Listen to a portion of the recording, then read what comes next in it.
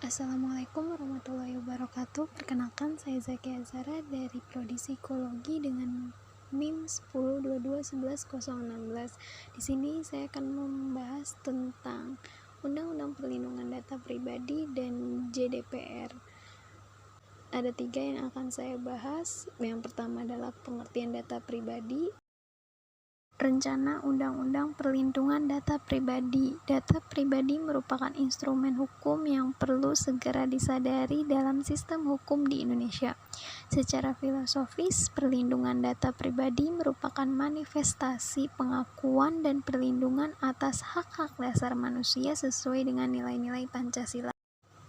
Berikut Undang-Undang Data Pribadi Nomor 27 Tahun 2022 Bab 1 Ketentuan Umum Pasal 1. Dalam undang-undang ini yang dimaksud dengan 1. Data pribadi adalah data tentang orang perseorangan yang teridentifikasi atau dapat diidentifikasi secara tersendiri atau dikombinasi dengan informasi lainnya, baik secara langsung maupun tidak langsung melalui sistem elektronik atau non-elektronik.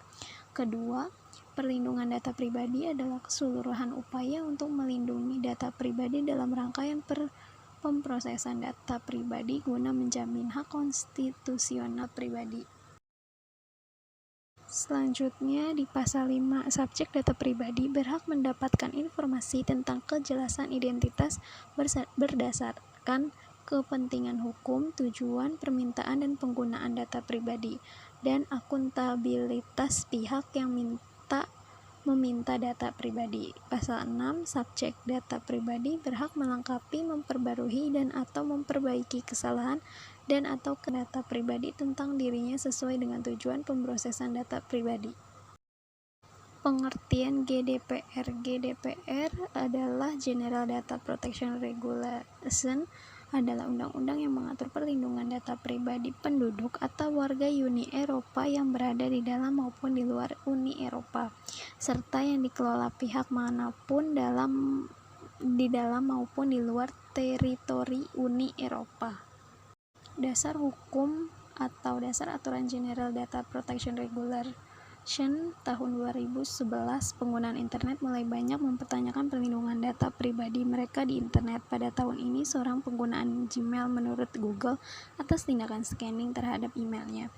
2 bulan setelah itu, Otoritas Perlindungan Data di UE mengatakan bahwa UE membutuhkan aturan dengan pendekatan lebih komprehensif terhadap perlindungan data pribadi. UE mulai bekerja untuk memperbarui European Data Protection Directives tahun 1995. Tahun 2016, GDPR disetujui dan disahkan setelah 3 tahun proses negosiasi antara Uni Eropa dengan berbagai institusi negara-negara anggota yang berbagai pihak yang akan terdampak aturan. Besar seperti Facebook, Google diberi waktu untuk melakukan transisi, dan tahun 2019 tepat pada tanggal 25 Mei GDPR resmi diberlakukan. Berikut sanksi pelanggaran Undang-Undang Perlindungan Data Pribadi di Indonesia. Pasal 257. 1. Peringatan tertulis. 2. Penghentian sementara kegiatan pemrosesan data pribadi. Ketiga, penghapusan atau pemusnahan data pribadi. Keempat, denda administrasi. Selanjutnya, sanksi melanggar GDPR. Yang pertama, sanksi dan denda yang sangat keras kepada mereka yang melakukan pelanggaran. Denda dan hukuman bagi pihak pelanggar bisa mencapai puluhan juta euro. Kedua, sanksi dengan ancaman denda yang signifikan bisa melanda siapapun pihak yang tidak patuh terhadap GDPR terlepas dari besar kecilnya organisasi. Ketiga, pelanggaran yang tidak terlalu parah akan dikenakan sanksi hingga 10 juta atau sebesar 2% dari pendapatan global tahunan perusahaan dari tahun keuangan sebelumnya. Dan yang keempat, pelanggaran serius dikenakan denda hingga 20 juta atau 4% dari pendapatan global perusahaan tahunan dari tahun keuangan sebelumnya. Berikut daftar pustaka yang saya tulis dari materi-materi yang sudah saya paparkan tadi. Dari beberapa yang sudah saya paparkan, dapat dibedakan bahwa Undang-Undang Data Perlindungan di Indonesia mengalami banyak perubahan dari pasal ke pasalnya, dan sedangkan GDPR sendiri sudah ditetapkan pada tanggal 25 Mei pada tahun 2018 dan tidak mengalami perubahan sama sekali.